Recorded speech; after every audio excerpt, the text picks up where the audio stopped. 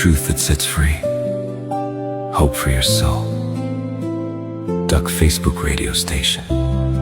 Sharing faith, worship, and truth. You are tuned in to Duck Facebook radio station.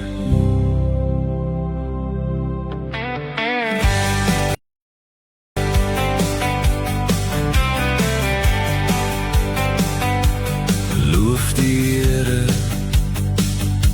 o my siel. Vergeet niks wat hy doen. Vergewe sonde, genees ons siel, soos 'n Vader, die wat op die Here wag, kry nuwe krag. Hulle vlieg met die vlerke van die arend.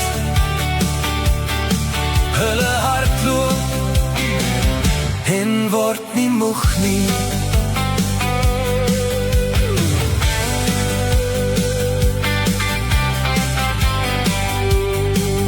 Hy versadig ons siel, ons word niet. Hy kyk na die wat hom vrees, soos 'n Vader, die wat op die Here wag, kry nuwe krag. Hulle vlieg met die vlerke van die arend. Hulle hardloop en word nie moeg nie. Die wat op die Here wag, kry nuwe krag. Hulle vlieg met die vlerke van die arend. Hulle hardloop en word nie moeg nie.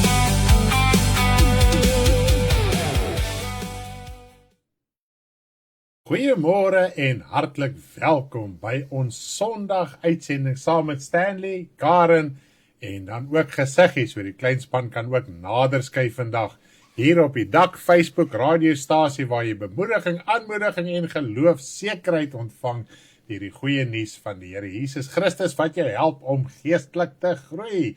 Is dit nie wonderlik om dit te weet nie? Dis die enigste manier ons kan geestelik groei, is deur die lewende woord, deur ons lewe met die Here reg te maak.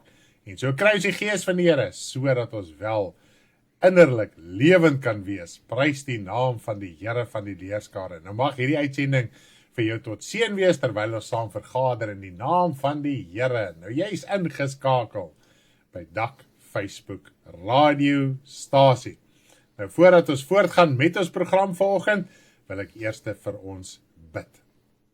Hemelse Vader, ek wil vir u baie dankie sê vir die liefde, genade, barmhartigheid, heerlikheid, krag, Vader. Dit wat ons so mildelik uit die hand van u uit ontvang. Hoe wonderbaar is u in heerlikheid, in krag, in majesteit. Vader, ons harte juig voor u, ons harte jubel voor u. Wanneer ons aan u dink, Vader, is ons harte opgewonde. Baie kere dink ek net so in die dag, en dink ek, Vader, en as ek net aan Vader dink, my hemelse Vader, dan kry my soms so 'n glimlag op jou gesig om te dink, jou siel behoort aan die ewigheid. Vader, ons is nie mense wat sonder hoop aangaan op hierdie wêreld nie, Vader, maar ons het 'n ewige hoop, ons het 'n ewige vertroosting, en dit is, dat wanneer ons sake met u regmaak, kan ons die koninkryk van u beerwe. Dan bevind ons, daar ondervind ons, en dus gaan eendag daai rus ingaan, Vader, en dit is wat Abraham gevind het, Vader, is om gered te word deur die geloof, gered te word deur Jesus Christus, die Seun van die lewende God, Vader. Ons wil, Vader, u naam loof en prys. U het vir ons 'n verlossingsplan gegee. U het vir ons 'n saak uitgesorteer op aarde, dat ons siel gered kan word uit die mag van die bose. Baie dankie, Vader, ons loof u daarvoor. En dit is wat ons wil verkondig, ons wil dit bly verkondig, die opstanding van ons Here Jesus, sy kruisiging, sy opstanding, die gevolge daarvan, die hoekoms en waarom, sodat ons kan loskom van die sorge, die genietinge, die probleme, die moeilikheid, wat ons elke dag omring. Vader, ek wil U loof en prys, dat U vir ons hierdie geleentheid weer eens gegee het, die gesondheid, die middele, om die woord van U so te kan verkondig, ons broers en susters te kan stig en te kan opbou, Vader, en ook om hulle wat nie gered is nie, te kan bereik met die goeie nuus van die Here Jesus Christus. Vader, ons bid vir hulle wat siek is vandag, Vader, ons bid vir hulle wat ongesteld is, wat krisisse, probleme in hulle liggaam het, ons dink spesifiek aan my broer Alfred, Vader, en ons wil bid dat U asseblief in die groot genade na hom toe sal uitreik, ook met genesing, met die krisis in sy liggaam. Vader, ons dink aan Deborah wat moet herstel na babetjies in nood, Keiser, dankie vir dit wat U al reeds gedoen het, en ons wil bid, Vader, dat U al verder sal genees, dat die babetjie ook gesond sal hou, en dat hy ook sal groei en groot word in die vrees en die wee van U. Vader, ons dink aan ons broers en susters met kroniese siektes, daar's baie van hulle binne in die gemeente, en ons vra dat U asseblief ook daar sal help genees, dat hulle kan verduur, en dat die naam van U groot gemaak kan word, ook daar in genesing, Vader. Ons loof en ons prys en ons dankie. Lei ons vanoggend, Here, vir my vrou, Vader, wat vanoggend ook die kinderprogram gaan behartig, dat dit alles tot eer en verheerliking van die heilige naam sal wees. In Jesus se naam. Amen. Wat 'n heerlikheid. Nou ja, kleinspan, jonk en oud, julle kan nader skuif. Want Tannie Karen en Gesiggie gaan nou saam met julle kuier. So asseblief, mamas, papas, kry daai klein goed bymekaar en luister mooi saam. Ons hoor dat die groot mense leer meer uit die kinderprogramme as die kinders. Maar nietemin, kom ons gee oor aan Gesiggie, Tannie Karen en Gesiggie vanoggend. Kom kuier saam met Gesiggie op Dak Facebook radiostasie. La la la la la la la la la la. Josef was sy pa se seun, liefde in sy hart. Maak 'n spesiale jas vir hom met baie kleure. Rooi, geel, groen, blou en nog daarby. Sy boeties was kwaai vir hom en gooi hom in die put. Verkoop hom as 'n slaaf, sê vir sy pa hy is dood. Sy pa kon dit nie glo, het hom nie laat troos. Hy word onder koning in Egipte, sorg dat hulle kosies het. Sy pa was baie bly toe hy hom weer kry. Josef was sy pa se seun, liefde in sy hart. Maak 'n spesiale jas vir hom met baie kleure. Rooi, geel, groen, blou en nog daarby. Spesiaal was hy. Hallo ons mooiste maatjies, ons is vanoggend so opgewonde om saam met julle te kuier. Tannie Karen en Gesiggie kon nie wag nie, want Tannie Karen en Gesiggie is vreeslik lief vir al ons maatjies. Dankie dat julle inskakel, dankie dat julle kom luister na Gesiggie wat sy vandag vir ons gaan vertel. En ek dink Tannie Riet en Tannie Anneke is net so lief vir die kleinspan, want hulle doen soveel moeite met ons liedjies en ons stories. Ons is so opgewonde om dit vanoggend vir die maatjies te wys. Julle oogies moet groot wees vanoggend. Die kinderstorie is awesome. Ons is so opgewonde. Nou maatjies, het julle geweet dat God alles gemaak het. Alles wat ons oogies op hierdie aarde kan sien, het God gemaak. Amen. En Gesiggie gaan vanoggend vir ons vertel wat God gemaak het en hoe lank hy gevat het om dit te maak voor hy gerus het. Nou maatjies, julle oortjies moet mooi luister vanoggend en julle moet dit onthou. Altyd. En julle moet oor en oor die liedjies en die stories kyk, sodat julle kan bly leer van die Bybel en altyd die Here lief hê. Nou maatjies, oupas, oumas, mamas, papas, almal, kom skuif nader en luister vanoggend wat Gesiggie vir ons gaan vertel van hoe en wanneer en wat God gemaak het. Geniet dit saam met ons.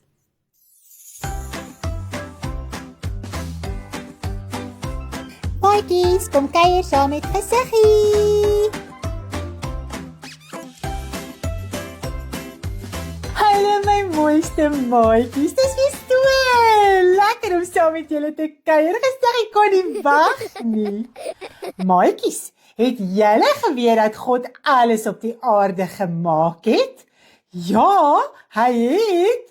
Ek gaan vandag vir julle vertel wat God gemaak het en hoe lank het hy gevat. Nou dit lees ons in Genesis in die Bybel, sommer daar waar jy die Bybel oopmaak op die eerste bladsy by Genesis. Nou God het alles op die aarde in 6 dagies gemaak en toe het hy gerus. Toe hy die aarde gemaak het, was dit nog donker en leeg. En God moes alles maak wat daarop moes wees. Nou, omdat dit so donker was daar eerste lig nodig. Op die eerste dag het God gesê, laat daar lig wees, en daar was lig. Wow, maatjies, die lig was dag en die donker was nag. En alles was goed gemaak. Op die tweede dagie het God die blou lig gemaak. Bo die aarde. Het julle al so gekyk so op in die lig met julle oogies, dan sien julle daai mooi blou lig. God het dit gemaak. Die derde dag het God die see en die grond gemaak en ook die grasies en die plantjies wat daaruit moes uitkom. Hy het eers die saadjies gemaak en daarop reën gestuur en dit het gegroei. Maatjies, die vierde dag het hy die son, die maan en al die sterretjies gemaak. Die son moes in die dag skyn en die maan en die sterretjies in die nag. Op die 5de dag, maatjies, het hy al die mooi voeltjies en vissies gemaak. Dit is sommer baie maklik om te onthou. Onthou julle, 5 begin met 'n varkie vee en voeltjies en vissies ook. Nou kan ons dit maklik onthou, 5de dag is vissies en voeltjies. Die 6de dagie het hy diertjies gemaak, al die diertjies wat ons oogies kan sien. En hy het ook die mense gemaak. Alles was baie mooi en baie goed. God het toe gerus van al sy werk wat hy gedoen het. Maatjies, alles waarna ons oogies kan kyk, het God gemaak. God is baie groot. Nou kom ons sing 'n liedjie, dan kan ons onthou wat God gemaak het. Sing lekker saam met my. God maak die aarde, niks daarop. Donker en leeg was dit. God maak alles wat daar moet wees. Binne 6 dagies voor hy rus. Kom ons tel tot by 6, dan sal ons dit nie vergeet. 1, 2, 3, 4, 5, 6. God het alles gemaak. Laat daar lig wees, en daar was lig. Lig was dag, donker nag. Kom ons tel tot by 6, dan sal ons dit nie vergeet. 1, 2, 3, 4, 5, 6. God het alles gemaak. Die blou lig maak hy hoog bo die aarde, baie mooi was dit. Hy maak die see en land, grasies en plantjies wat moes groei uit die grond. Die son vir die dag, die maan en sterretjies vir die nag. Hy maak voeltjies en vissies mooi op die 6de dag. Maak hy die diertjies en die mense. Op die 7de dag het God gerus. Kom ons tel tot by 6, dan sal ons dit nie vergeet. 1, 2, 3, 4, 5, 6. God het alles gemaak.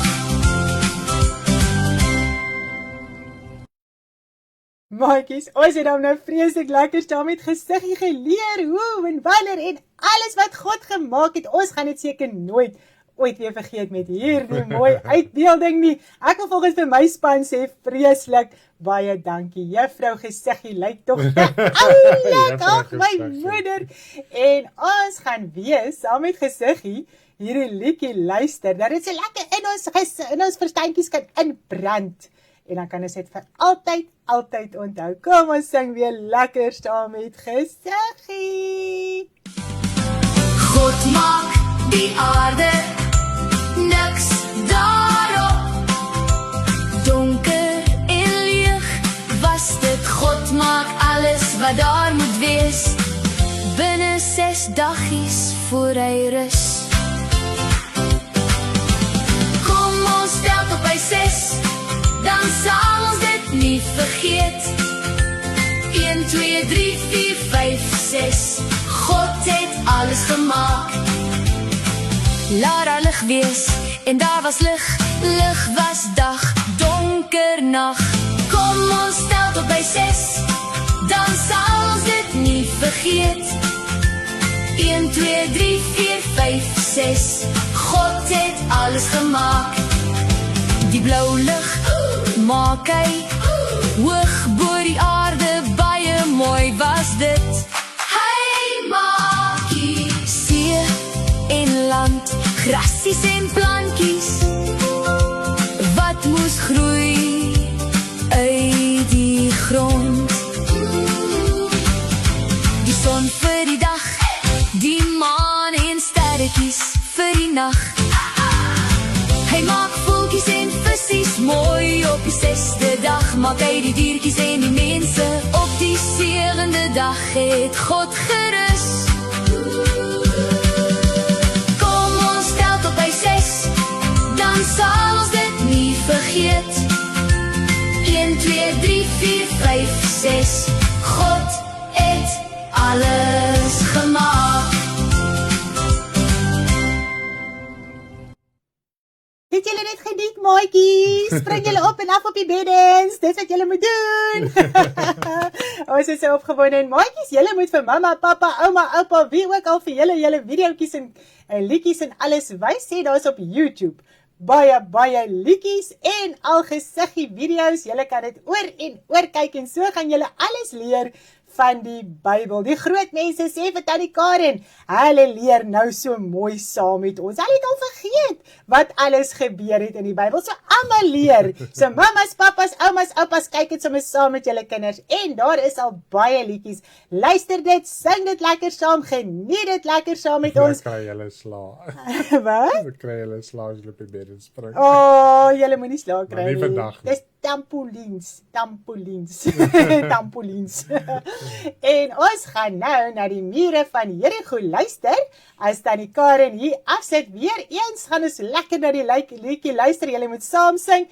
En volgende week gaan ons Noag en die ark doen. Ons is vreeslik opgewonde dat julle moet saam met ons leer van Noag en die ark. Julle moet uitsien na volgende Sondag.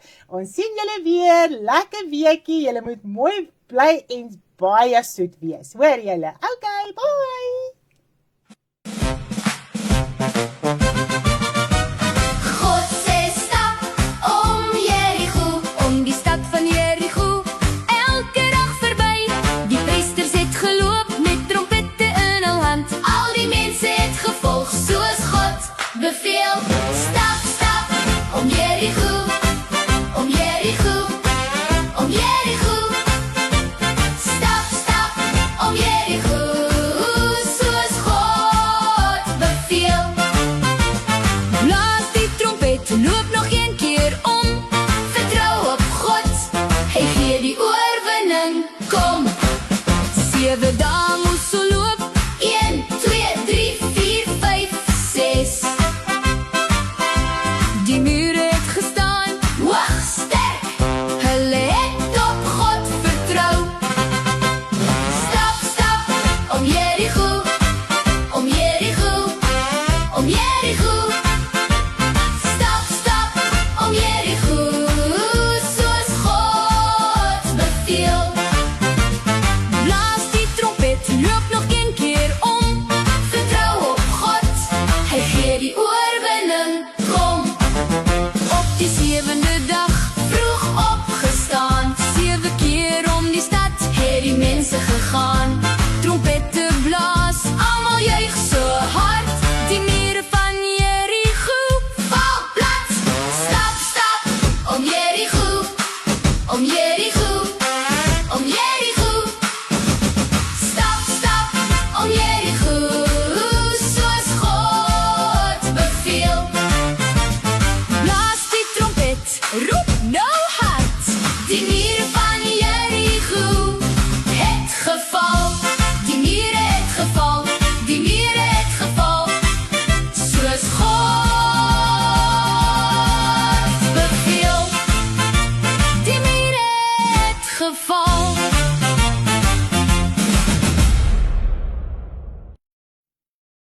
Wow, dit was lekker geweest om saam met die kindertjies te leer en goed.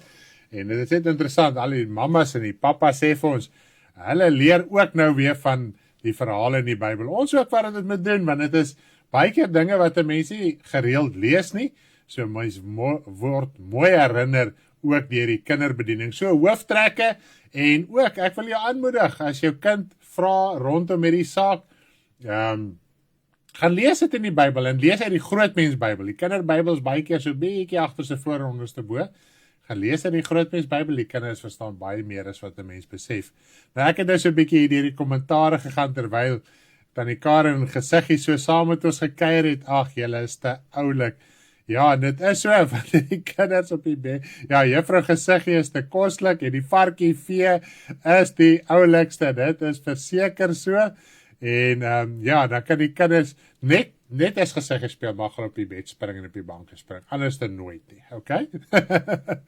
Ag, die mamma en seun is so oulik, Zoe love it so much, absolutely love it, hulle spring op die banke sê, Ancient vir ons, wow, awesome, amazing, verby.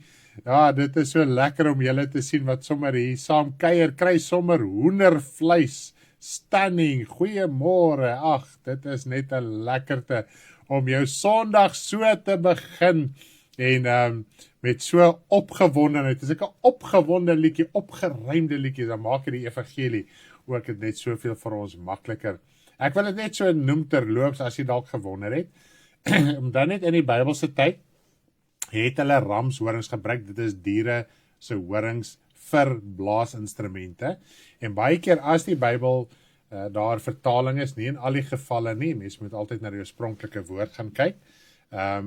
Woordtrompette, as die Bybel praat van trompette, is dit baie keer die ramshorings. Daar was op 'n stadium silwer trompette wat koning Salomo gemaak het. Maar oor die algemeen, as hy praat van trompette, praat hy van 'n blaasinstrument. So hulle het ramshorings van verskillende diere ook gebruik. En hulle het ook die ram, die skaapram, so horing ook gebruik is, soos hy kortetjie en enige ander horing wat ook daarmee gepaard gaan. So dit het maar net gegaan oor 'n blaasinstrument. So ek hoop jy kan dit so verstaan as jy dalk gewonder het. Ryden sê, dis Gesiggie se baba foto. Ag, dis so lekkerte. Weet jy wat, ek partykeer mis ek die dae toe ek sonnaarskool gegee het, want ek kan vir jou sê, jy leef jy so in die voorbereiding en om die dinge te doen. Ek sien vir Karen ook, as hy hier besig raak met die liedjies en Gesiggie, dan sukkel sy om weer by die groot mense te kom, maar hy doen dit nog steeds. Maar dit maak 'n mens so hart so oop, om so vrymoedig te wees. En mense hoef dit nie net op kindertaal oor te dra nie, dit groot dinge gaan daaroor, jy weet, dit wat jy oordra, moet jy op 'n manier verstaanbaar oordra, dan jy oordink dit so, jy bid so daaroor, om dit te kan doen, dat tot groot mense dit beter verstaan. Jy as persoon wat die voorbereiding doen, verstaan dit dan ook soveel beter, want jy weet baie keer, as jy daar iets gaan lees, gaan die kinders 'n vraag hê, en nie die kinders hier, die groot mense ook, en dit is net so lekker. Ek is bly julle geniet dit saam met ons, so die Here het ons gehelp, dat ons daarom die kinders ook binne in die bediening kon akkommodeer, om dan net musiekuur op 'n musiekuur plus, op 'n Saterdag, doen ek ook Gesiggie, dan revisit ons Gesiggies van die verlede en dan van die liedjies ook, soos het Saterdag lekker kuier saam met die kinders, Sondag lekker kuier saam met die kinders en natuurlik soos Tannie Karen vir julle gesê het, sê vir mamma en pappa, op YouTube, daar's 'n playlist net van die kindertjies, as jy dit nie weet om maar uit te kom nie, asseblief kontak ons nommer gaan daar op die skerm wees, so tussendeur, en gesels met ons, praat met ons, ek sien nou eers, ek is nog steeds op Gesiggie se banner. Kan jy dit glo? Ek moet al op die groot mense se banner wees, maar ek praat nog sonder Gesiggie, so dit is seker okay.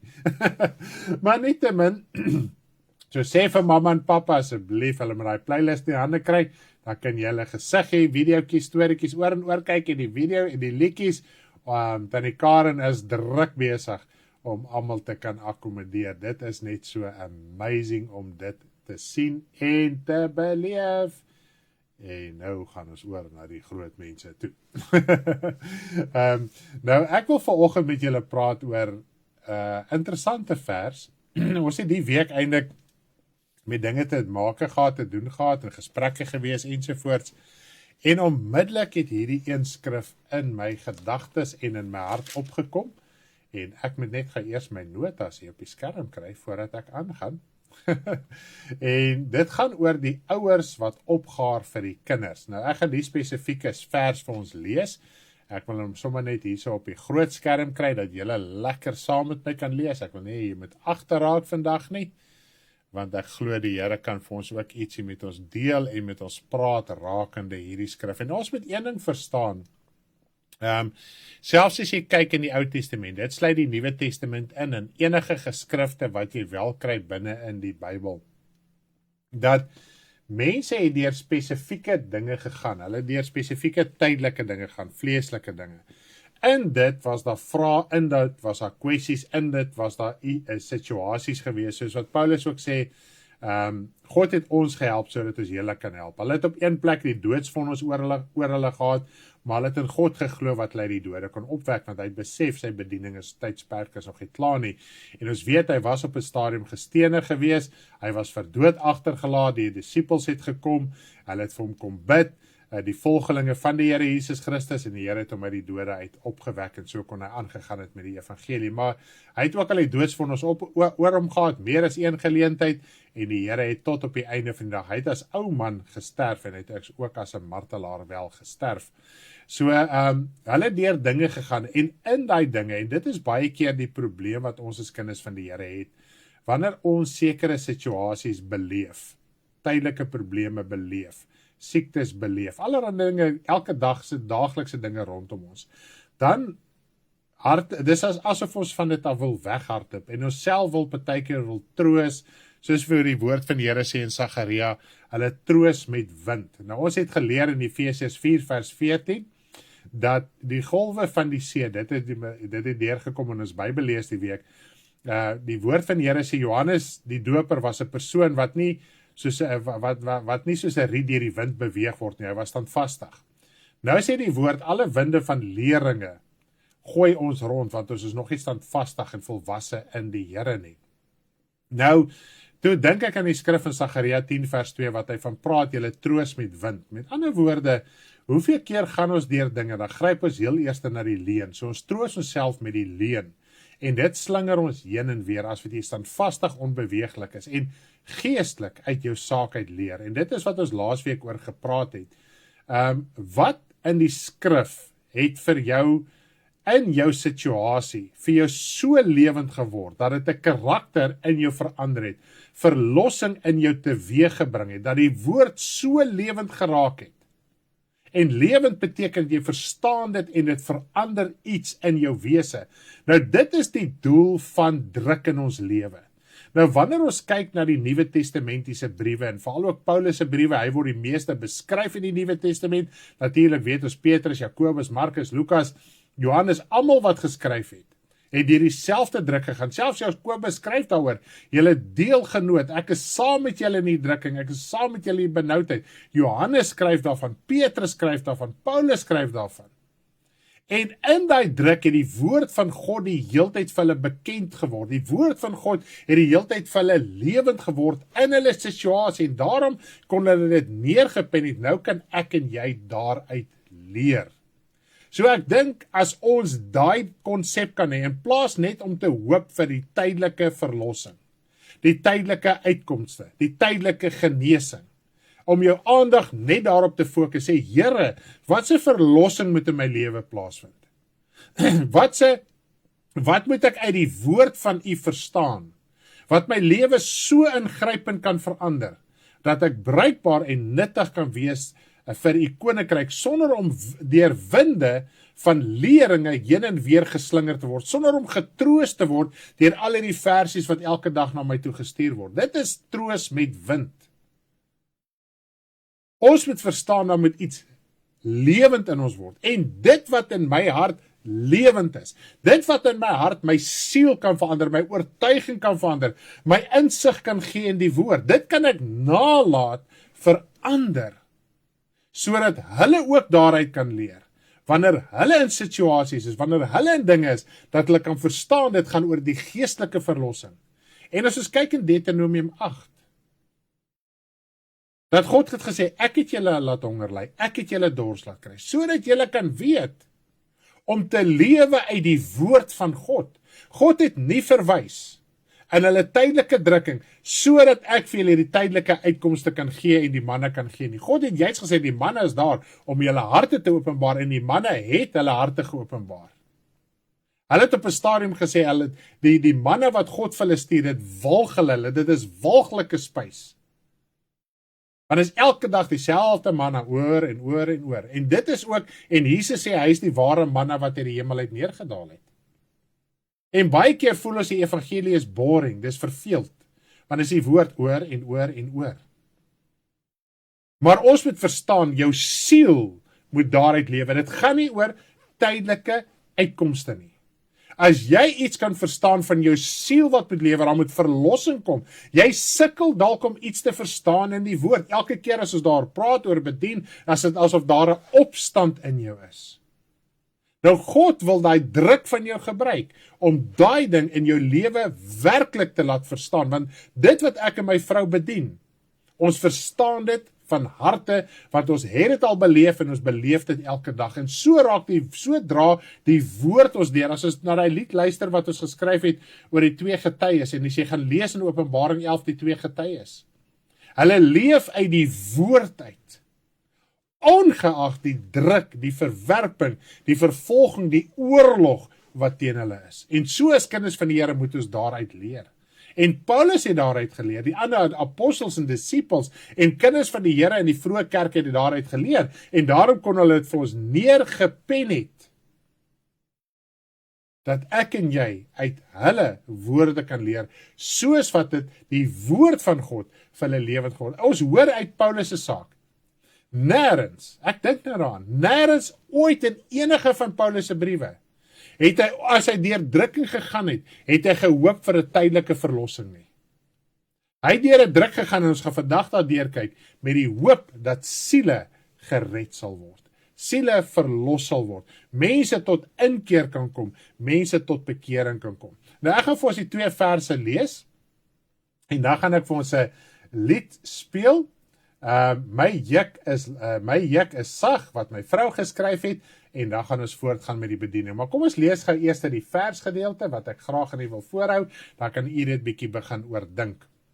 Kyk, vir die derde keer is ek gereed om na julle te kom. En ek wil net hier so groter maak, dit is vir my ook bietjie klein op die skerm. Daar sê ek dink dit is bietjie beter, né? Kyk, vir die derde keer is ek gereed om na julle te kom, en ek sal julle nie lastig val nie, want ek soek nie julle goed nie, maar julle self, want dit is nie die kinders wat vir die ouers moet opgaar nie, maar die ouers vir die kinders. En ek sal baie graag uitgee, ja, myself weggee vir julle siele, al word ek, terwyl ek julle oorvloediger lief het, minder bemin. Nou kom ons luister eers na die lied.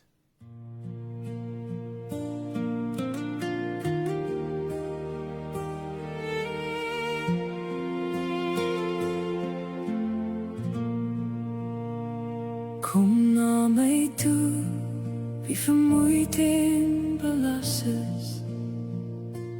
Ek gee rus, neem my juk op jou. Sagmoedig en nederig van hart is ek. My juk is sag, my las is lig. My las is lig. My juk is sag, en my is vergifnis, vrede en ware rus vir ons siel. Las van sonde swaar val af, sy las en juk is sag en lig. Die las van sonde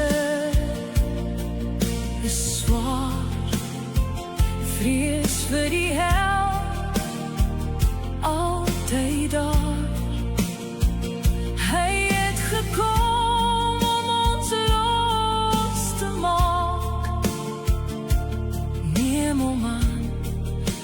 gebore,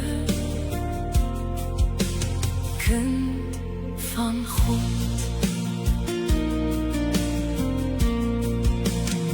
Sonde geen struikel, afspraak met die Vader, bely en word vergiewe, las verwyder, my las is lig, my juk is sag, en al is daar vergifnis, vrede en ware rus, vir ons siele las van sonde swaar val af, ons kry sy las en juk, sag en lig.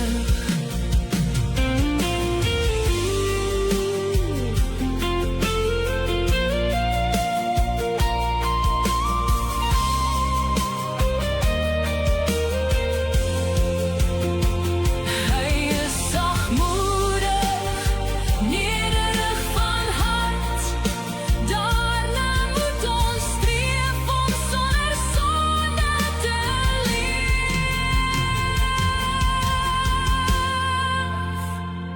My juk is sag, my las is lig, en hom is vergifnis, vrede en ware rus.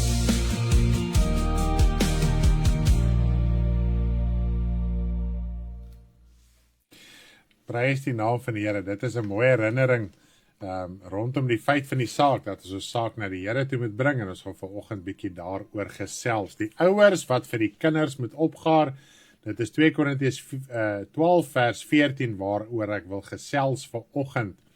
En natuurlik, Paulus skryf so mooi in vers 15, hoe hy sy eie lewe sal weggegee het vir ander se siele, maar ons weet dat die een mens kan nie verlore gaan sodat 'n ander mens gered kan word nie. So ek kan nie besluit ek wil eerder hel toe gaan sodat 'n ander gered kan word nie. Die woord leer ons elke persoon is verantwoordelik vir sy eie lewe. Ek kan nie instaan en namens iemand iets doen nie, soos die Here Jesus Christus nie. Nou Paulus het geestelike waarhede van God verstaan wat vir baie mense moeilik is om te begryp. En nou hierdie is een van daardie gedeeltes. Wanneer ons hierdie gedeelte lees, dan kan ons iets begin verstaan, wie en wat in sy hart, wat in Paulus se hart werklik waar aangegaan het. En ek wil eers daaroor gesels, dan gaan ons natuurlik oorgaan oor ons eie geestelike lewe en die saak van die Here Jesus Christus. Nou, daarom word sy briewe dikwels verkeerdelik vertolk, soos Petrus ook vir ons geskryf het. Jy kan dit gelees daarso in 2 Petrus. Kom ons lees net gou hierso in 2 Petrus. Ek wil dit graag vir ons lees, sodat jy saam met my kan volg. Kom ons lees gou 2 Petrus 3, en ons gaan lees vanaf vers 15 tot 16. Kom ons lees net so mooi, dat ons kan verstaan, dit is nie iets niets, as jy sukkel om iets uit die woord te verstaan, en ook nie uit die Nuwe Testament nie. Maar ons moet net ook toelaat, dat ons gelyk kan word, deur die woord en bediening van die waarheid. So dis 2 Petrus 3, en ons gaan lees vers 15 en vers 16. En ag die langmoedigheid van ons Here as saligheid, soos ons geliefde broeder Paulus ook met die wysheid wat aan hom gegee is aan julle geskryf het. Net soos in al die briewe. Hy spreek daarin oor hierdie dinge waarvan sommige swaar is om te verstaan, wat die ongeleerde en onvaste mense verdraai, net soos die ander skrifte tot hulle eie verderf. So hierso sien ons dat dit is 'n algemene ding, selfs in die vroeë kerk, dat skrifte verdraai was. Paulus se skrifte en ook wel ander skrifte. En so het hulle nog steeds volgens hulle die evangelie van die Here Jesus verkondig, maar in 'n verdraaiing. En Paulus het op een plek ook geskryf in 2 Tessalonisense, daar was blykbaar briewe in sy naam geskryf, wat dinge weergegee het, wat hy nie in glo nie, en wat hy nooit gepredik het nie. Goed, So daai valse briewe was ook gesirkuleer van so 'n aard dat selfs Petrus daarvan bewus was. Petrus was ook daarvan bewus van Paulus se ware briewe en dan ook hulle wat die ware woorde verdraai het. So hier kan ons sien dat die evangelie wat Paulus verkondig het. Petrus het verstaan wat hy verduidelik het en Petrus het eintlik saamgestem met dit wat Paulus wel bedien het. Nou hy sê, wat die ongeleerde en onvaste mense, en hierso sit ons met 'n probleem.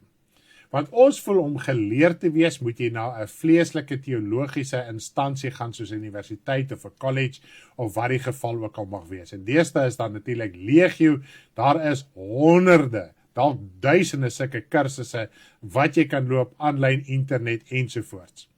Nou, die geleerdheid wat hy hiervan praat, gaan nie, en dan het Petrus, was in die vlees 'n ongeleerde mens. Hy was 'n visserman. Op een plek het selfs die skrifgeleerdes, die Jode gesê, maar hierdie is ongeleerde mense, waar kom hulle aan hierdie wysheid? So hulle was geleer deur God.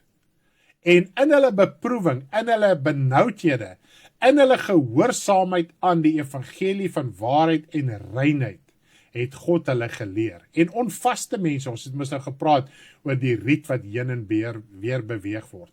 Ons is nog onstandvastig. As ons onstandvastig is, gaan ons sekere dinge in die skrif nie verstaan nie, of ons gaan dit verdraai, of ons gaan saamstem met mense wat dit verdraai. Nou dit is die doel, as jy kyk in Efesiërs 4, dit is die doel van die gawes en die bedieninge, is sodat ons mekaar moet bou en opstig en help en leer en vermaan vanuit die skrifte uit om standvastig en onbeweeglik te wees, een van mening, een van opinie, een van oortuiging. Daar's baie skrifte wat dit sê, daar's een mening, want daar's 'n algemene ding in die Christelike kerk, God gee ruimte vir verskil. Nou ek lees presies die teenoorgestelde van daai valse oortuiging wat die Christelike kerk al vir dekades deursuur het. Daar is nie ruimte vir verskil in die Christelike kerk nie. Nou staan nie, hoe weet jy, ek bedien die waarheid? Ek weet ek bedien die waarheid. Ek gee nie om wat 'n ander persoon bedien nie, ek bedien die waarheid. Dit weet ek. Want ek ignoreer nie skrifte nie. Ek voel nie sekere skrifte is hard en nie meer nodig nie. As jy kyk deur die woord van die Here, hoeveel keer word daar gepreek oor sonde? Ek het een keer, jare terug, ons het nog in Pretoria gebly het, ek besluit, ek gaan die Bybel vat, nie die Nuwe Testament, nie die Ou Testament nie. Dan gaan ek begin neerskryf, elke aparte sonde wat genoem word, waarteen ons gewaarsku word. En ek het begin skryf. En ek het 'n folio bladsy gevat en ek het 3 kolomme opgedeel. En ek het op elke lyntjie geskryf. En hier toe ek by die 3de kolom in die onderkant kom, toe is ek nog nie deur die Nuwe Testament nie. En ek het niks gedupliseer nie. So as daar die hoedery hier geskryf is, ek het nie dit weer gedupliseer nie. Want dit is nou klaar een keer genoem. Toe besluit ek, weet jy wat, dit gaan my leeftyd vat om dit neer te skryf, toe los ek dit. So ek weet nie hoeveel lyntjies is daar op 'n bladsy nie, ek het dit nog nooit getel nie. Op skool het ek dit geweet, dalk kan julle vir my sê op 'n gewone A4 bladsy, skoolbladsy, met 3 kolomme, so maal daai lyntjies met 3. Dis die hoeveelheid verskillende sondes, ongeregtigheid, dinge wat teenstrydig is met God se heiligheid, wat in die Nuwe Testament genoem word. En dit is, ek glo, dit was nie eens die helfte nie. Kan nie onthou presies tot waar ek gekom het nie, maar toe sien ek, nee, kyk, ek gaan hierso baie, ek gaan seker 'n week sit om alles op te skryf. Toe los ek dit op daardie punt. So, as enige iemand kom en hulle sê, want daar's 'n uitdrukking wat sê, ons is nie godsdienstig nie, so hier preek ons nie oor sonde nie. Ja, daar's 'n verskil om godsdienstig te wees, volgens tradisie en oorlewering, en om werklik waar die Here te dien, want die woord leer my ook, hy sê vir my, dat die godsaligheid leer my, om die begeerlikhede van hierdie wêreld te verloon. Soos my evangelie, my prediking, my teologie, my dit nie gereeld herinner nie, gaan ek in dinge terugval, en ek gaan daaraan vasgevang bly. Goed, dit is wanneer 'n mens onstandvastig is. Is daar iemand, dalk net hier op die kommentaar, kan jy dalk vir my raai, op 'n A4 bladsy, jou gewone skoolboek A4 bladsy, hoeveel lyntjies is daar so? Wie kan dalk gou vir my so 'n telling of 'n skatting gee? Ek weet nie of dit, is dit 72, of is dit 72 bladsye? Ek kan nie onthou nie. Sê gou vir my, die wat gou wil tel of wat wil weet, Dink is 34 lyntjies. Maal dit gou met 3. 72, Andrei sê dis 72. Maal 72 met 3, wat is dit? Kan iemand gou vir my daar 'n som gee? My vrou, kan jy gou vir my 'n som gee daar? 72 maal 3. Wel, Lisel sê 32 lyntjies, is seker 72 bladsye, né?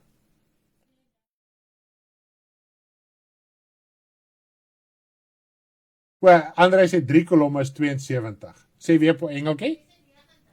96 verskillende sondes wat ek geskryf het en geaardhede wat teenstrydig is met die woord van God. En dit is nog nie alles nie. So as ons dink partykeer ons is okay, gaan doen jou die som. Begin by Matteus, waar Jesus al klaar dinge ingeskryf het. En ignoreer niks. Okay? Dan gaan ons agterkom, die woord van die Here preek meer en bedien meer en onthul en bring meer sondige dinge in die lig in die prediking as net hierdie goed voel heen en weer geslingerde woorde van troos, valse woorde. Sjoe, getal lyntjies, 96, daar sy bakkie sê vir ons 96, daar sê dit is reg hierso, daar is 30 lyntjies, yes, die woord is ook so, daar sê, prys die naam van die Here, so dis omtrent 96 sondes. Hoeveel het jy al afgelê van die 96? So ja, dit is wat die Here Jesus sê, die volmaaktheid is die Vader. Ek wil u nie verdoem en veroordeel volgens nie, ek wil u net in 'n prentjie bring. Sodat ons nie heen en weer geslinger kan word deur allerhande trooswinde nie, want ons moet geestelik iets verstaan. En weet jy wat is die amazing deel? Terwyl ons nou weet, daar is meer as 96 verskillende sondes wat in die Nuwe Testament genoem word. Goed? Wat die amazing deel is, as jy streef en jy werk saam met dit wat God in sy woord vir ons leer, en jy verstaan, en jy begin begryp, weet jy wat gebeur? As jy te sterwe kom, gaan jy hemel toe gaan, want jy het daarom saam met God gewerk die hele tyd. Kom ons kyk gou na 'n paar kommentare. Yes, Jolene het ook vir ons daar mooi in Engels sommer gesit, dat ons Engelse mense kan verstaan. 32 lines, 96 altogether, 3 columns. Net iemand wat wedergebore sal die sondes kan skryf, die res gaan. Dit is presies so het. Jene, dit is 'n eye-opener om so te dink. Wat het ek al afgelê? Wow, ek het nou net gedink, hoeveel het ek al afgelê? Ja, dit is so, né? En ek ook wel ook nou nie, ons moet nou wees en ek sê jag aan die gang sit oor sonde nie, maar jy weet wat is in jou hart. En al wat ek hierdeur wil sê, ons kan nie net gaan agteroor sit en ons gaan troos met wind nie, want hierdie vers gaan jou die dag hierdie kant toe slaan, nou is jou opinie gaan jou soen toe slaan, maar as jy standvastig is, Here, ek weet, daar's dinge wat ek moet uitsorteer, ek moet streef, maar dit wat ek bewus van is. En so gaan jy en jou geaardheid verander, en baie keer gaan dit nie net oor die sonde wat ons beskou as sonde nie. Dit gaan oor baie keer my manier, my gewoonte, wat die pad verander moeilik maak. En wat eintlik afbreek doen aan die evangelie. So dit moet ook verander. Goed. En jou persoon, dis wat ek altyd sê, as jy moet verander net vir jouself, is dit useless om te verander. Maar as jy verander, en jy besef, jou verandering is daar om die evangelie uit te dra, om godvrugtig te wees, sodat siele gered kan word, dan verander jy die prentjie. Dan wil jy al hoe meer net die Here behaag. En dit is wat Paulus in hierdie gedeelte verstaan het. Dit is wat sy hart was. Hy het dit begryp van harte. My lewensverandering gaan nie net oor myself nie. My druk moet iets in my geestelik verander, dat die krag, die heerlikheid van die evangelie in my gevorm kan word, in my hart, in my gedagtes, dat my dade, my woorde, dit kan uiter om so mense te kan red. En dis wat Petrus sê, die wysheid wat aan hom gegee is. Hoe het hy wysheid bekom? Deur druk, deur verdrukking, deur benoudhede. En elke liewe persoon wat God gebruik het, selfs van die Ou Testament af, het deur enorme druk gegaan. En hulle het God gaan soek vir 'n antwoord, nie net 'n uitkomste vir die druk nie. Hulle wat dit werklik verstaan het, hulle wat verstaan het wie en wat God eintlik is. En Jesaja, toe hy die gesig van die serafs gesien het, toe sê hy, Here, maar ek is onrein. En hy was geroep as 'n profeet in die Ou Testament. Ons moet vandag iets kan begryp, verstaan en erken deur onsself, sodat ons kan verstaan wat Paulus ook hier geskryf het. Die ouers gaar vir die kinders op. Ek wil net gaan na so 'n paar kommentare kyk. Ek sien julle kommentaar wild, so ek hoop nie ek gaan enetjie mis nie. Kom ons kyk net gou hierso. Wow, ek het daai het ek gelees. Ja, daar's nie reëls in 'n verhouding nie. Weet jy wat? Daar is reëls, maar spontane reëls. Dis nie reëls wat jy hoef te sê nie. Jy weet nie dit is hoe dit is. En jy wil dit so doen ter wille van die ander persoon in daai verhouding. Goed, nog baie om uit te sorteer. Het nog nie besef hoe baie daar reg is nie. Ja, dit is so. Leef net liefde, dan sal al die ander afval. Dis 'n feit, my vrou. Dan dink jy nie aan jouself nie. As jy dink jy moet die so leef dat die ander gered kan word, dat ek nie 'n struikeling is vir die ander persoon nie, kan ek vir jou sê, verander jou hele lewe.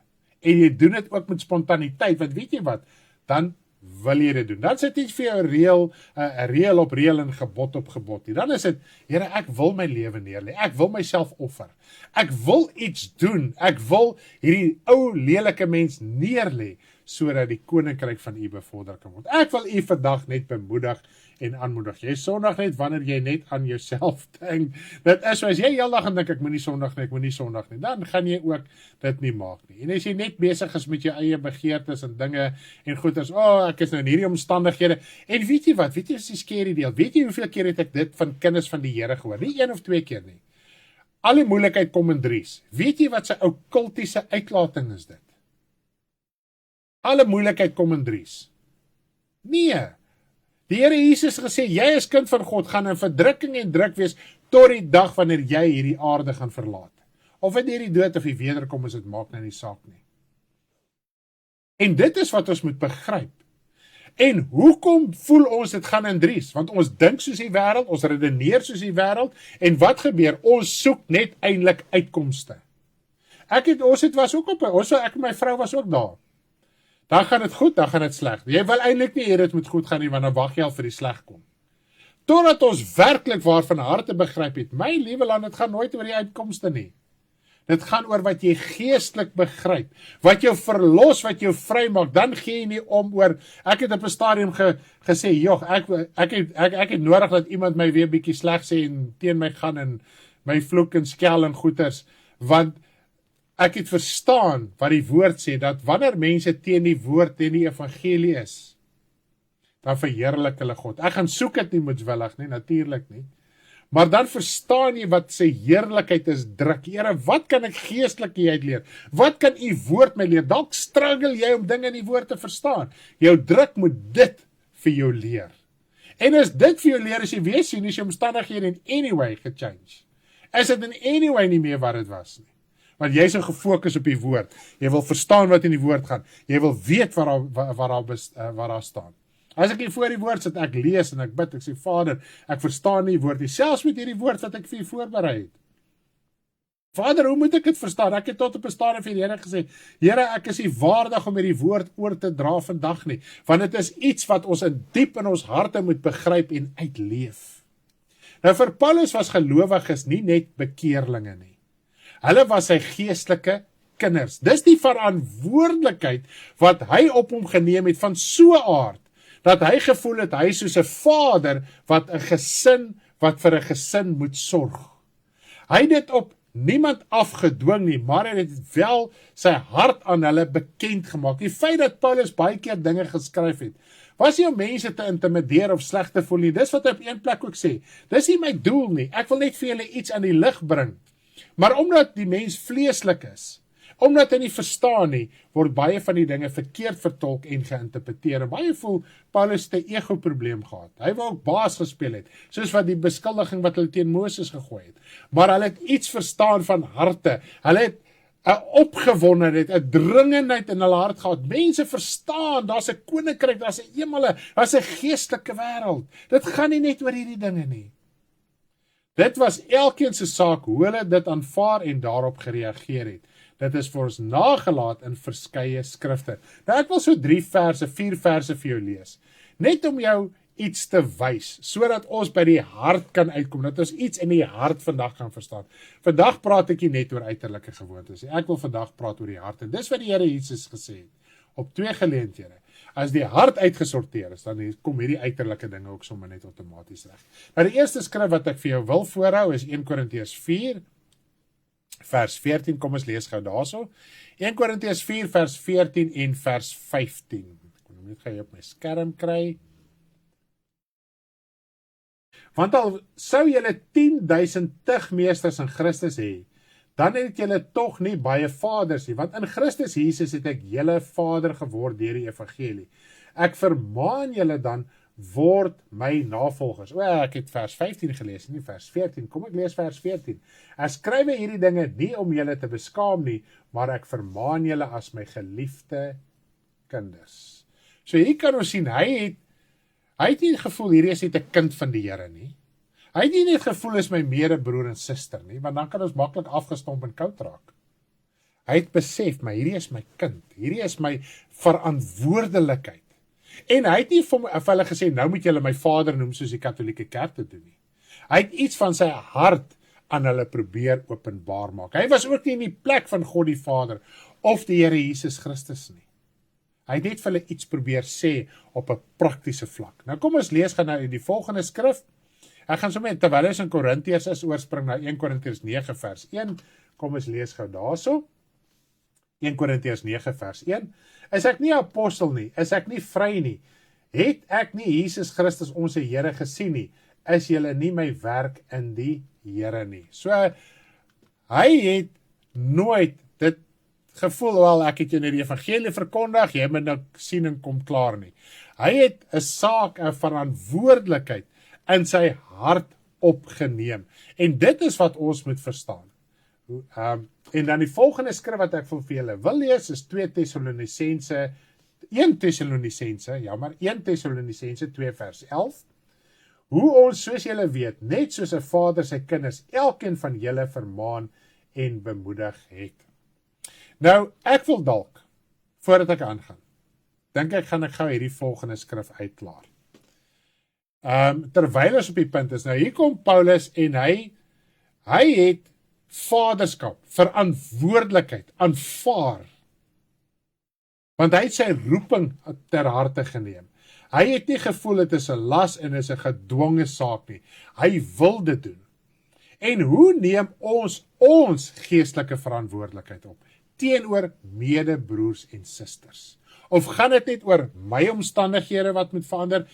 Ek wat moet verander, my man wat moet verander, my vrou wat moet verander, my kinders wat moet verander, my ouers wat moet verander, of gaan dit daaroor, Here, ek moet verander, sodat ek 'n lewe kan leef, wat ander kan sien, sodat hulle gered en verlos en bevry kan word. Kom ek lees net gou 'n baie interessante skrifgedeelte vir julle hierso, in Jesaja 9. Ek wil nou nie te veel hier op hamer nie, maar ek wil dit net dalk aan julle bekend maak, want ek weet daar's mense wat ingeskakel is, wat al hiermee gekonfronteer is. Ons het al baie persoonlik met hulle gepraat, maar dalk kan hierdie 'n laaste saak wees om wel iets te kan begryp. Nou hierdie is 'n profetiese woord oor die Here Jesus Christus. Dis Jesaja 9 vers 4 en 5. Jesaja 9 vers 4 en 5. En in die Engelse Bybel is hy so bietjie op 'n ander vers, maar dit is presies hierdie gedeelte. Ek dink in die Engelse Bybel is dit vers 5 en 6. Maar nietemin Afrikaanse Bybel, Jesaja 9 vers 4 en 5. Want elke soldateskoen wat daarby wegstap met gedreun en die kleed wat in bloed gerol is, dien tot verbranding 'n prooi van die vuur. Want 'n kind is vir ons gebore, 'n seun is aan ons gegee, en die heerskappy is op sy skouer, en hy word genoem wonderbaar, raadsman, sterke God, ewige Vader, vredevors. Ek moes dit op die skerm gebring het, jammer. Okay, daar is dit op die skerm, ek gaan vir jou geleentheid gee, om dit net gou vinnig saam met my te lees. Dit is nou juist hierdie gedeelte, die eerste keer toe ek hiermee gekonfronteer was. Dan net hierdie is 'n profetiese vers oor die Here Jesus, hy word genoem sterke God en ewige Vader. God was nie vir my so 'n moeilike saak nie, maar die Vader, ewige Vader, En nou word dit in hoofletters geskryf en nou gooi dit die appelkar heeltemal onderste bo. Nou, onthou net die vertalers gebruik hoofletters en kleinletters soos wat hulle goed gedink het. Maar in die oorspronklike Hebreëus het nie hoofletters nie, het nie kleinletters nie. Dit moet ons begryp en dit wil ek vir julle leer, sodat jy nie heen en weer geslinger kan word deur hierdie wind van lering nie. Dit is vreeslik moeilik om op God se koninkryk gefokus te wees as mens net hele tyd fokus. Dit is presies so, Werner. Nou, Vader in hierdie konteks is 'n normale woord van Vader Jakob, Vader Isak. Daar is nie hierdie woord oorspronklike Grieks is nie 'n anderste woord as die gewone skryf Vader in Hebreëus nie. Nou, ons kan sien wat Paulus heel eers hier gesê het. Hy het gesê ek is soos 'n vader vir julle omdat ek my verantwoordelikheid opgeneem het. En dit is wat hy hier beskryf van die Here Jesus Christus. Nou, ek gaan nie op al die skrifte ingaan nie, maar ons lees in die Nuwe Testament, in die Ou Testament, hoe Jesus aangestel is as vader in die huis van sy Vader. Goed. En hy sê, ek gaan die kinders wat u aan my gegee het, gaan ek eendag teruggee aan u. Nou, wat het die Here Jesus gedoen? Die Here Jesus neem verantwoording vir elke liewe persoon wat op aarde leef. En dis jy jou lewe met hom regmaak. Hy is jou middelaar, hy is jou verlosser, hy is jou redder, hy help jou om die Satan te oorwin. Daarom is hy soos 'n vader ook vir jou in jou lewe, maar hy vervang nie en is nie God die Vader. Nou God beteken opperste heerser. So, al wat God in hierdie konteks beteken, Jesus is ook heerser. Hy is ook heerser, maar hy is koning van die konings. Hy is Here van die Here. Nou as jy Here van die Here is jy soos wat die woord in die woord beskryf soos 'n God. Jesus sê in die Ou Testament in die een Psalm, in Psalm 82, dat die woord beskryf selfs julle as fariseërs, as gode, as heersers. Nie as God die Vader nie, nie as gode om aanbid te word nie, nie as 'n afgod nie, dit beskryf iets van jou funksie. En as ons dit kan begryp, dan verander die hele saak. Dan het ons sommer gemaklikheid oor wie is God die Vader, sy seun Jesus Christus en dan ook die Heilige Gees. Ek hoop dit so in 'n neutedop kan dit vir jou sin maak. As jy nog steeds enige vrae het rondom dit, kontak my en ek het 'n volledige reeks op YouTube oor die Godheid. Kontak my, ek kan vir die skakel aanstuur, ek kan jy lekker daardeur gaan. Nou, ouers gaar op vir kinders, wat het hy hier bedoel? Nou, heel eerste, natuurlik verstaan ons, hy het iets van harte verstaan. In sy hart het hy iets begryp. Nou, voordat ek aangaan, wil ek vir ons 'n lied speel, en dink die dinge wat daarbo is, dan gaan ek voortgaan met die bediening van die woord.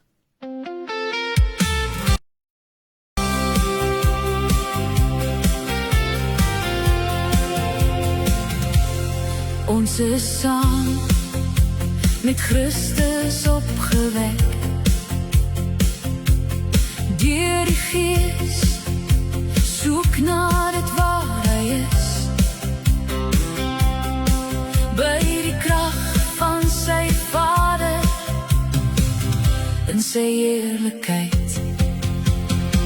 Bedink die dinge daarbo, nie wat op die aarde is. Julle het gesterwe, maar lewe saam met hom, verborge in God. Hy word in krag geopenbaar. Ons saam met hom, as ons voluit in sy lewe. Bedink die dinge daarbo, nie wat op die aarde is. Julle het gesterwe, lewe saam met hom, verborge in God.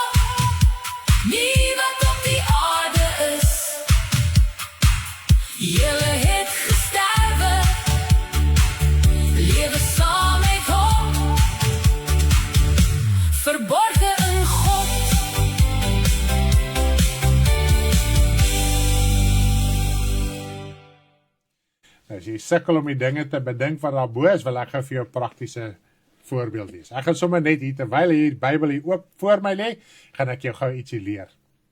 En nou, soos wat ek gesê het, ek dink dit was gister gewees, Psalms is ook 'n baie goeie rigtingwyser vir hiervoor. Nou lees jy jou Bybel en is asof jy net lees, en jy sien net 'n hoofstuk gelees, maar jy het niks ingeneem nie.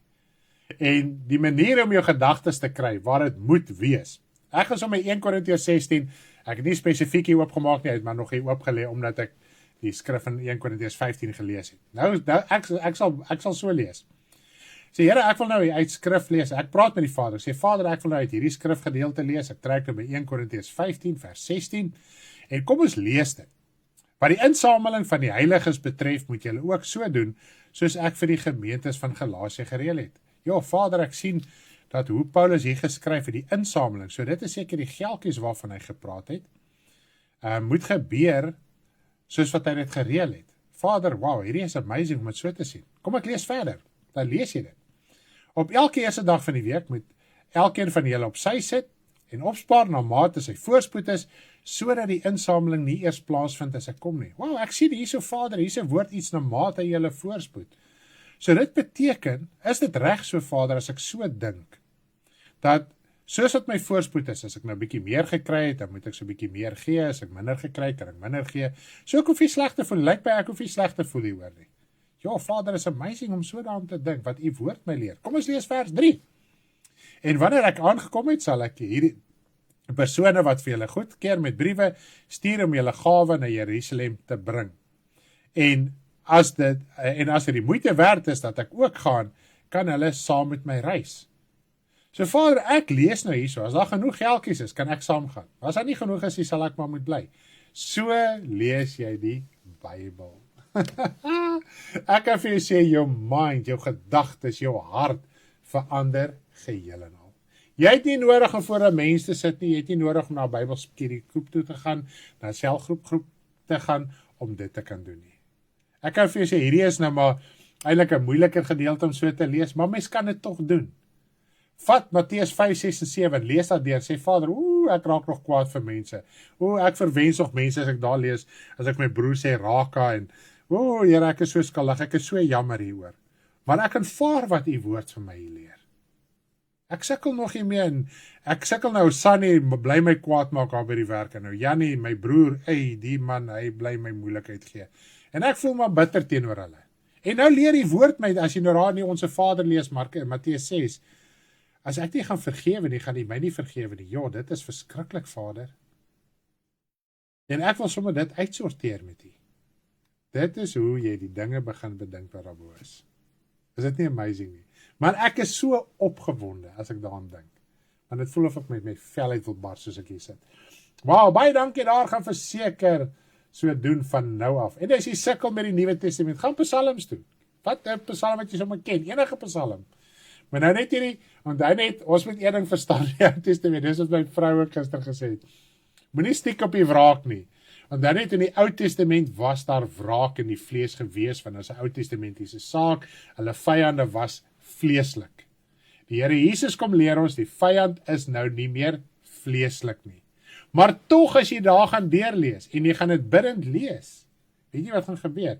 Jy gaan insig, en jy gaan jou nie steur in daai oomblikke van wraak, en daai tipe van goed, wat ons sommer vinnig maklik raak sien nie. Wow, ek sien julle kry antwoorde, dankie vir die goeie raad, prys die naam van Here. Al lees jy 5 verse, so kan ek vir jou sê, dit gaan vir jou besig hou vir 'n uur.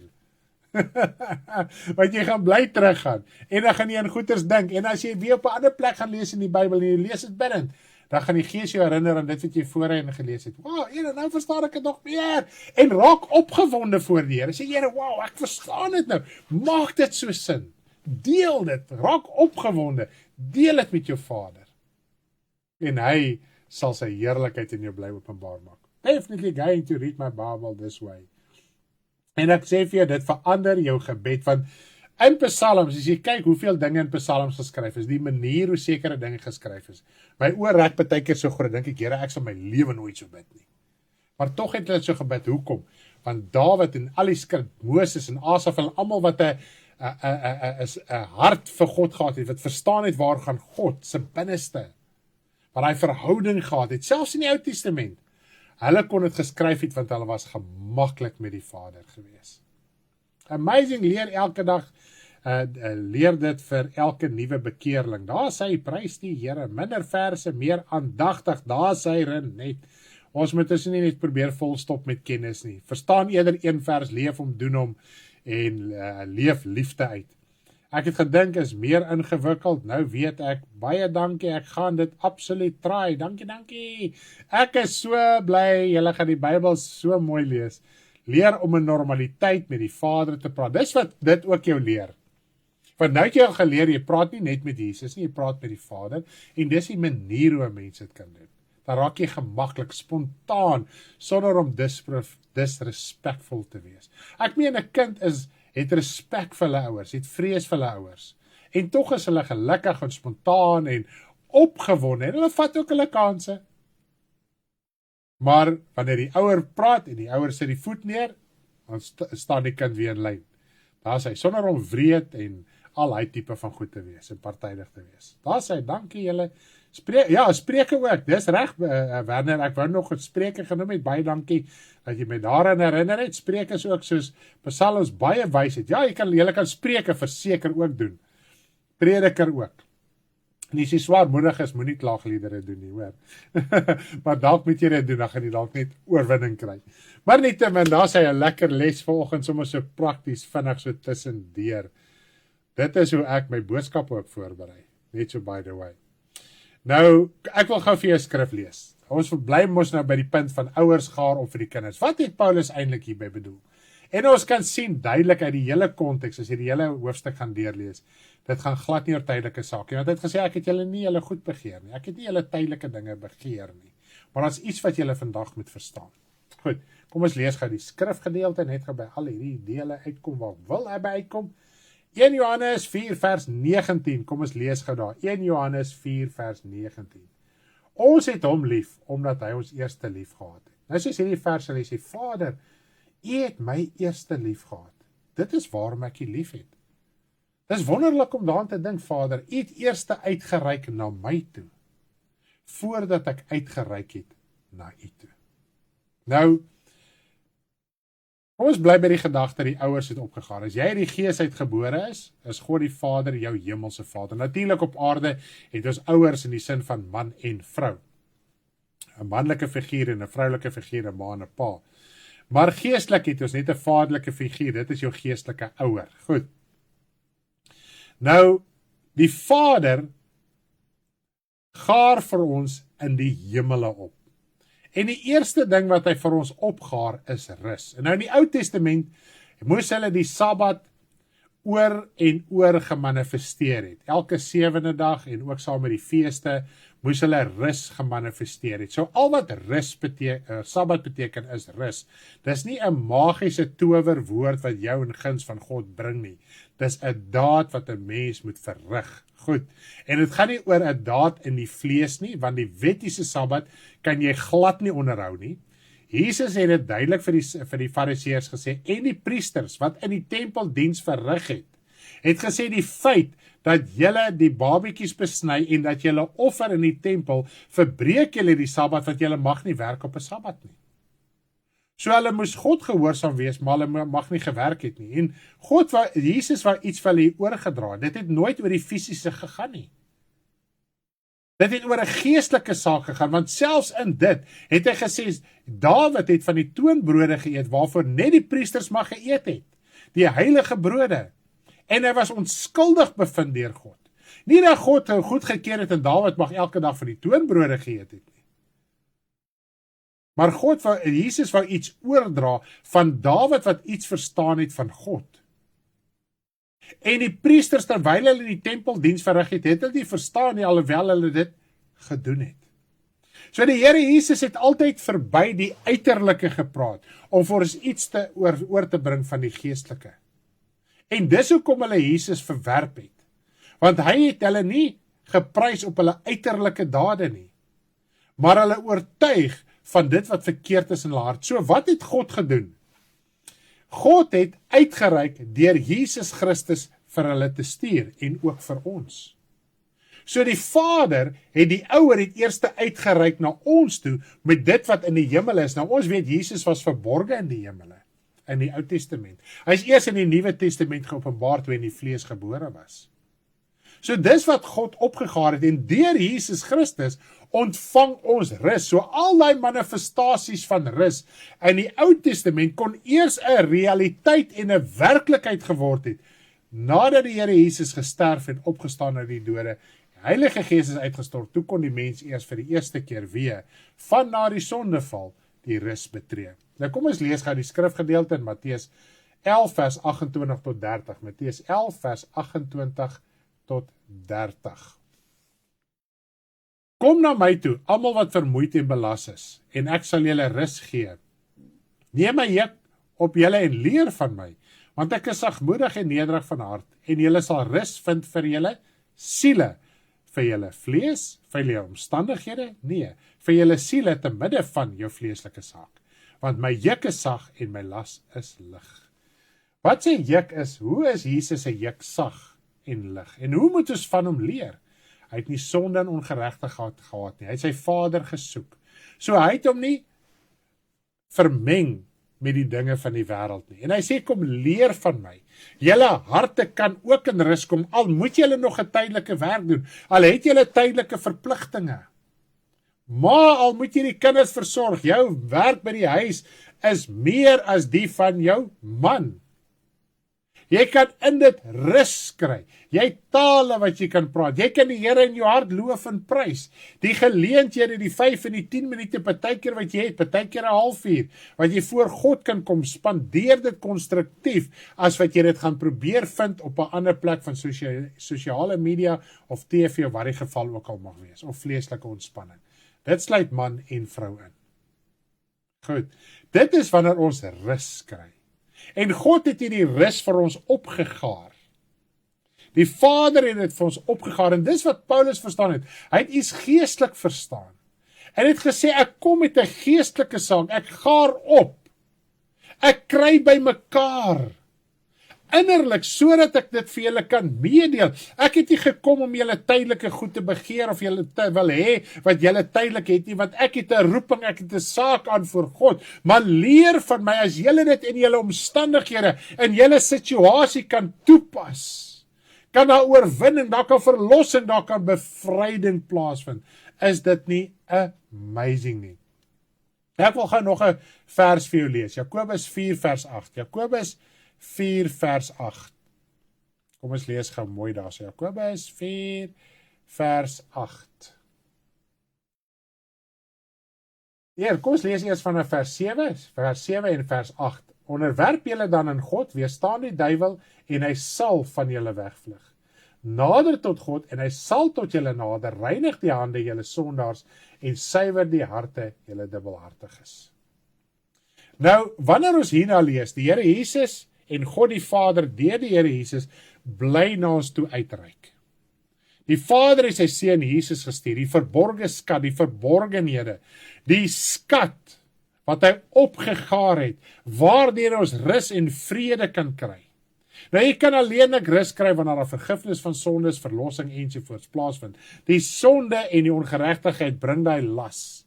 Dit bring daai moeite, dit bring daai moeilikheid, daai mismoedigheid wat jy voel, Here, ek kan nie meer aangaan nie. Dit is eintlik sonde, die sorge van die lewe, die ongeregtigheid wat dit veroorsaak. Die Here Jesus sê, die gees is gewillig, die vlees is swak. Nou, wanneer God na ons toe uitreik as ouer, onthou net, ons leer hier 'n baie belangrike beginsel, dat ons as ouers moet uitreik. Dis nie die kind se plig om uit te reik nie. Maar omdat God al uitgereik het, hoe reageer ons? Nader ons tot God, terwyl hy na ons toe uitreik. Terwyl sy genade, terwyl sy liefde, terwyl sy verlossing daar is, reageer ons daarop. As jy die hele tyd uitreik na die kind toe, daai kind moet tog reageer. En dis wat hierdie skrifgedeelte ons leer. Nader, die uitreik is daar, die liefde is daar, die verlossing is daar. Jy moet dit net nader, jy moet na God toe kom om dit in besit te neem. Want God gaar op vir jou. Nou kom ons lees 'n interessante skrif in 1 Petrus 1 vers 3. 1 Petrus 1 vers 3 tot 5. 1 Petrus 1 vanaf vers 3 af tot en met vers 5. Net so moet julle vroue aan julle eie mans onderdanig wees. Is ek by die regte gedeelte? Nee, 1 Petrus 1, ek wou sê, wat gaan nou hier aan? 1 Petrus 1 vanaf vers 3 tot 5. Geseënd is die God en Vader van ons Here Jesus Christus, wat na sy grote barmhartigheid ons die wedergeboorte geskenk het tot 'n lewende hoop deur die opstanding van die Here Jesus uit die dode, sodat ons 'n onverganklike en onbesmette en onverwelklike erfenis kan verkry, wat in die hemele bewaar is vir ons. Dis een van my gunsteling verse in die Bybel. Wat in die krag van God bewaar word deur die geloof tot saligheid, wat gereed is om geopenbaar te word in die laaste tyd. Nou as ons dink aan 'n erfenis, kom ons dink gou 'n bietjie aan 'n erfenis. 'n Erfenis is iets wat 'n ouer opgaar. Goed? En dis wat hy sê, hy het vir ons hierdie hemelse skat. Hy het vir ons 'n ewige lewe in sy koninkryk. Dit word deur hom bewaar, deur die geloof, deur die onsigbare geloof. Die aanhou, die vashou van jou, te midde van jou omstandighede, bly jy God soek, vir verlossing, vir bevryding, vir redding van siele. Ons hart moet by die mens wees, nie by ons omstandighede nie. En dit is baie keer ons probleem, ons hart is meer by ons omstandighede, as by die mens, die siel wat verlore gaan. En ek moet verander, my denke, my hart, my siel, my wese moet verander. Toe ons tweede kleinkind gebore word, toe besef ek, Here, daar is nog plek vir nog 'n siel in my hart. Soos mamma en pappa, hulle het nou hulle hart groot genoeg gemaak vir een kindjie, nou maar 'n hart vir 2 kindjies maak. En wat doen baie ouers? Hulle skuif die een kind uit, en dan maak hulle ruimte net vir die een kind. Nee, jou hart moet nou 2 kinders kan akkommodeer. Ouma en oupa, jy moet nou al 13 kleinkinders kan akkommodeer. Jy moet al die wêreld in jou hart kan akkommodeer. Nou God het vir ons hierdie erfenis, as ons hierdie mentaliteit het, en hy sê hierdie erfenis word in die hemele bewaar, nie op aarde nie. God is nie daarom vir ons skat op die aarde bymekaar te kry. Dis wat Paulus ook gesê het. En ek wil dit graag aan jou oordra vandag, dat ons iets kan verstaan rondom die geestelike aspek van die evangelie van die Here Jesus Christus. Kom ons verruim ons hart vir ons broer en suster in die Here. Al is daar vleeslike verskil in gewoontes. Nou as ons by 'n konferensie saamkom, dan sien ons mekaar se vleeslike verskille en gewoontes, en dit krap baie keer, dit irriteer baie keer, dit is waarom ons baie keer nie wil gaan nie, want ons wil nie onsself ontbloot nie, ons wil nie van onsself gee, om my gawe en bediening daar te gaan uitleef, dat my broer en my suster deur my net my teenwoordigheid gestig en gebou kan word nie. Dis hoekom is baie keer vleeslike kontak vir my. Nou in 'n fisiese kerk waar daar baie mense is, daar soveel verskille dat dit kliks begin vorm. Net sekere mense maak hulle harte oop vir sekere van hulle, wat hulle noem hulle medebroers en susters. Ons moet ons harte verruim. Sê, Here my God, ek wil gebruik word deur U. Dis hoekom ek op aarde is, daar's 'n doel vir my. Want as 'n erfenis wat deur God bewaar word. Dit is wat God vir ons opgaar in die hemele, 'n geestelike saak, nie 'n tydelike saak nie. Dis wat hy sê, soek my koninkryk. Wat is sy koninkryk? Jy moet verlossing kry, jy moet oorwinning geestelik kry. Jy moet bevryding kry. Dit help vir julle gaan na 'n beraader. Lees die woord. Soek die Here in jou binnekamer. En hy oorwinning, die verlossing wat jy verlang en begeer, gaan deurbreek soos die môre son, soos die daggeraad. Prys die naam van die Here van die leerskare. Is hy nie wonderbaar nie? Ek wil net sy lof besing. Ek wil net hom groot maak. Toe dink ek, Here, U gaar vir my op in die hemele. Ek moet by U leer om geestelik op te gaar, sodat ek dit as 'n nalatenskap vir my nageslagte kan nalaat. In die Ou Testament spreek, ek het hom nou nie neergeskryf nie, sê hoe die Vader opgaar vir die kinders en die kleinkinders. En dit gaan nie oor 'n fisiese erfenis nie, want dit gaan alles vergaan. Dit gaan alles vernietig word. Wat laat ek na vir my nageslag geestelik? Verstaan ek om geestelik op te gaar? Verstaan ek om dit wat in die hemel is, wat die Vader vir my opgaar, geestelike sake is? Laat ek dit na, sal my nageslag eendag gaan sê, my oupa en ouma was 'n kind van die Here en hierdie, wat hulle geleer het, wat oorgedra is van geslag na geslag, het my lewe kom verander. Dis hoekom ons 'n Bybel het. Hulle het neergeskryf wat in hulle harte is. Dis die erfenis, 'n geestelike, hemelse erfenis wat aan ons nagelaat is. Geslag na geslag, millennia na millennia, kon mense verlos word deur hulle wat gered was deur die genade van die Here Jesus Christus, wat die pad uitgestap het, wat besef het, daar is 'n ewige erfenis. Is dit nie wonderlik nie? Dis die kosbaarste skat wat jy in jou lewe kan kry, is die verlossing, die woord van God deur die Here Jesus Christus. Loof sy lieflike naam. Nou soos wat jy die woord lees, dit maak vir jou bekend, sien jy so, ons karakter word ontbloot wanneer ons saamkom, en dit is so, wanneer jy selfs die woord lees, en jy herken wat in die woord staan, word jou karakter ook geopenbaar. En dan kan jy met die Vader praat, jy gaan hom lief hê. Jy gaan nader agterkom, Vader, ek het U so lief. En U het my lief, jy gaan daai wete in jou binneste hê. Nie 'n gevoel nie, nie 'n emosie nie, 'n sekerheid, 'n gewete in jou. Al gaan jy deur wat?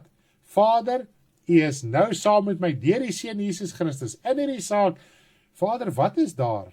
Ek sukkel nog met hierdie probleme in my lewe. Bid oor jou geestelike probleme terwyl jy in 'n moeilikheid sit, sodat God die Vader jou kan help daardeur. Dis kom hy druk daarom moet wees, is om jou geestelik te verlos. Prys die naam van die Here van die leerskare. Ek glo u kan vandag die Here net loof en prys. En ek gaan ons byeenkoms vandag afsluit met 2 liedere. Die eerste een is In ons skatkis, en die ander een is Gebroke hart. Van die ons voel baie keer die Here is ver van ons af. Ek is te sleg, die Here kan nie naby my, ek kan nie naby die Here kom nie, in daai klas van ding. En hierdie lied, die herinnering deur hierdie woord, kan ons aanmoedig om wel tot God te nader, want alles is skriftuurlik. Jy sal sien, saam met ons liedere op Telegram, so al die skrifverwysings, so jy kan daarna gaan kyk en lekker daar gaan deurlees, dan kan jy verstaan hoekom ons die lied wel so geskryf het. Die eerste ene gaan ek doen, In ons skatkis, en daarna Gebroke hart. Luister lekker saam met ons, neem dit ter harte, en wees verlos en bevry, en lees lekker Bybel van nou af. Bye bye, lief vir julle, hoor. Ontvang ons die Heilige Gees. Die skat is groot en onbeperk. Dit is ons eer om daarmee te werk. 'n Vrugteboom dra nie vrug vir homself, maar vir ander. Al maak het seer, wees getrou om daardie goeie vrug te deel. Dit is ons werk, dit is ons pad, om vrug op te lewe. Dit is die kosbare skat. 'n Vrugteboom dra nie vrug vir homself, maar vir ander. Al maak het seer, wees getrou om daardie goeie vrug te deel. Hou goeie moed, hy het die wêreld oorwin. Ons het die beste in ons skatkis ontvang. Die skat is groot en onbeperk. Dit is ons eer om daarmee te werk. 'n Vrugteboom dra nie vrug vir homself, maar vir ander. Al maak het seer, wees getrou om daardie goeie vrug te deel. 'n Vrugteboom dra nie vrug vir homself, maar vir ander.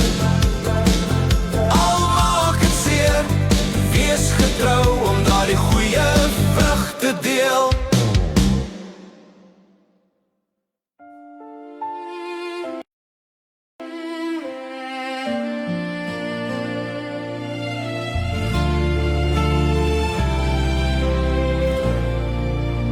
God verhoor my nie, die twyfel, die angs, die donker, skeiding tussen jou en God sonder hoop.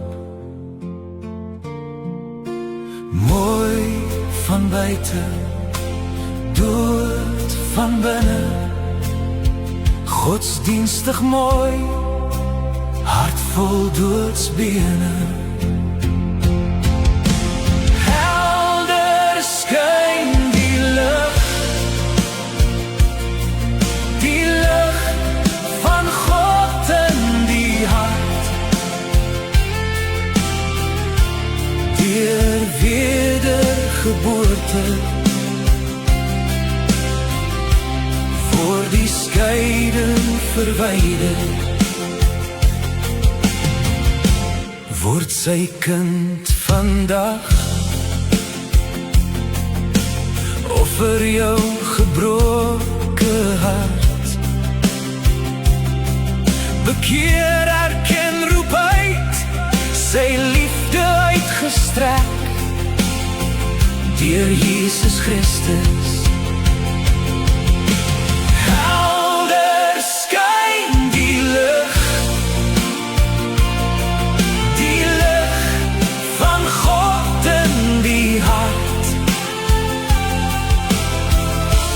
Deur wedergeboorte voor die skeiding verwyder. Die lam, die offer gedoen, middelaar en deur na die Vader, word jy versoen, word jy kind van God.